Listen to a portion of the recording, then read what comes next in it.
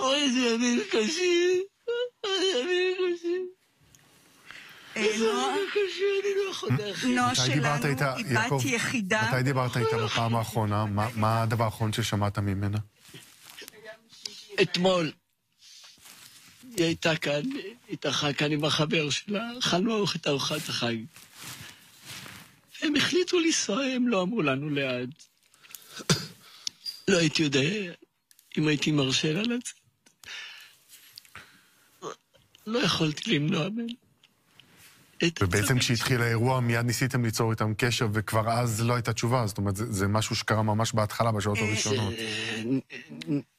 ניסיתי, מאז ששמענו את האזעקות, ליצור קשר, ואחרי כשעה אבינתן הודיע בהודעת וואטסאפ, במסרון שהכל בסדר, ואני אצור קשר יותר מאוחר.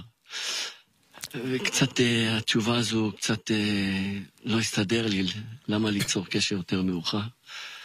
אז החלטתי שאני הולך לבית החולים, ושם היה סדר פחות או יותר. ניגשתי לאחד המשרדים, והודיעו לי שהיא לא פצועה. ואז תוך כדי טלפונים יצר איתנו קשר השותף שלה, אמיר, והודיע לי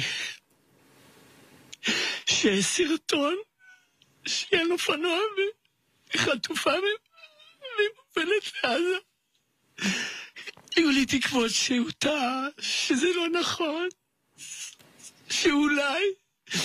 ואז בחדר המיון ניגש אליי בחור ואמר לי שיש פה סרטון אם אתה רוצה לראות אותה. כן, ביקשתי לראות, ואז בוודאות ראיתי שזה נורא. היא הייתה כל כך נבחנת, כל כך מבוהלת. תמיד גוננתי עליה, ודווקא ברגע הזה לא יכולתי. לפחות להודף אותה. יש לי תפילה לקדוש ברוך.